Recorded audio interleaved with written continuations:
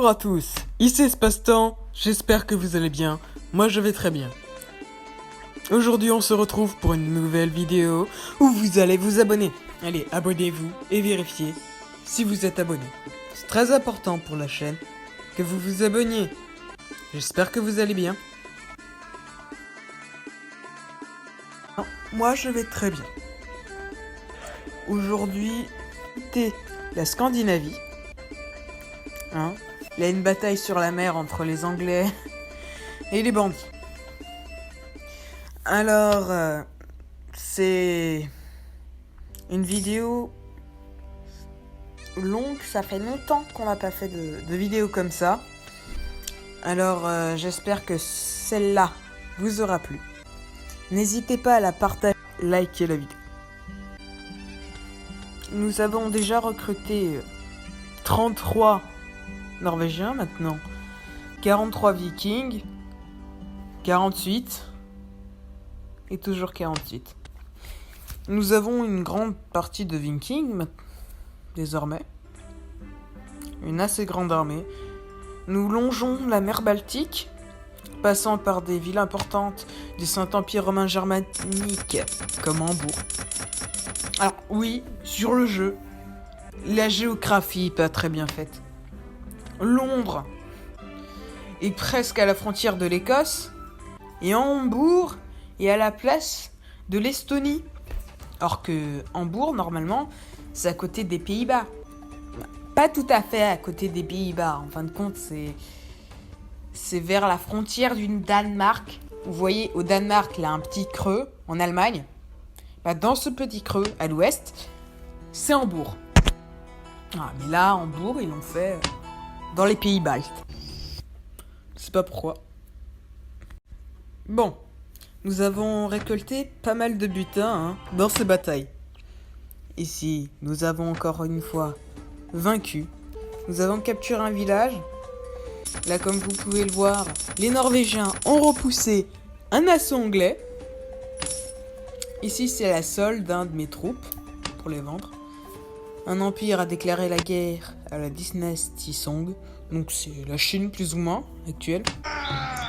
Nous allons ici encore attaquer les Anglais qui assiégeaient la Norvège. Aidant ainsi la Norvège. Désormais, nous allons pour l'instant laisser la Norvège sous siège anglais. Pour nous occuper de vendre nos butins. Et si nous achetons des munitions pour nos armes de siège. Les armes de siège sont assez chères, mais on en a déjà quelques-unes. Voilà. Nous avons encore une fois gagné la bataille et nous récoltons des armures valant plus de 10 000 et des armes valant pas très cher également. Alors là, nous allons en France. La France, pas la France, mais la France qui a réussi à capturer le sud de l'Angleterre. Néanmoins, l'Angleterre reste une puissance non négligeable, puisqu'elle détient une grande partie de l'Écosse. Elle détient également le Pays de Galles et l'Irlande. Et elle essaye de récupérer des territoires, les territoires est de l'Angleterre. Si nous pouvons voir les armées vikings ainsi que leur roi partir. Voilà. C'est comme vous pouvez le voir, Londres est désormais norvégienne. La capitale est tombée. Tandis que tout le sud de l'Angleterre est française. Le Royaume-Uni n'a plus que l'Irlande et l'ouest de l'Angleterre, tandis que les villages anglais sont capturés par des bandits. L'Angleterre est sur le point de perdre. Si nous allions assiéger Pontefract, quand nous tombions en panne de nourriture, nous sommes alors allés en Norvège, dans les territoires vikings, pour acheter des vivres. si nous avons vaincu, encore une fois, les bandits, nous débarrassant d'une bonne partie des bandits d'Angleterre. Voilà. Si nous recrutons encore une fois des troupes, passant notre escouade à 282 soldats. Et encore une victoire éclatante.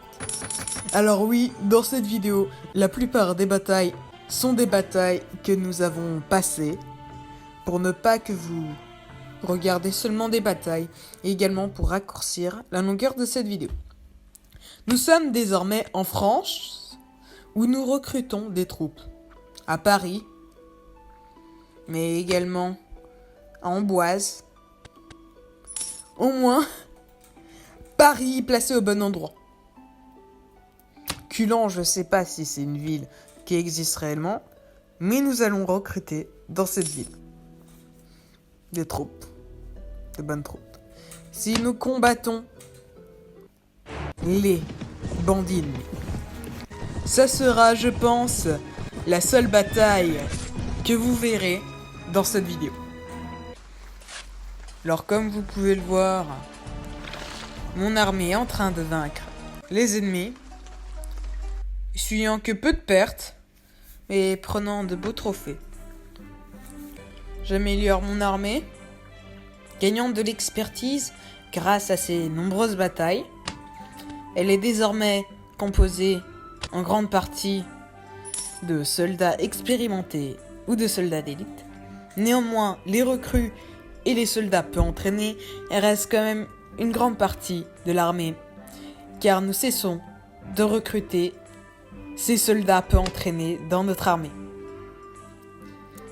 Néanmoins, les soldats restent une troupe non négligeable dans notre armée. C'était tout pour cette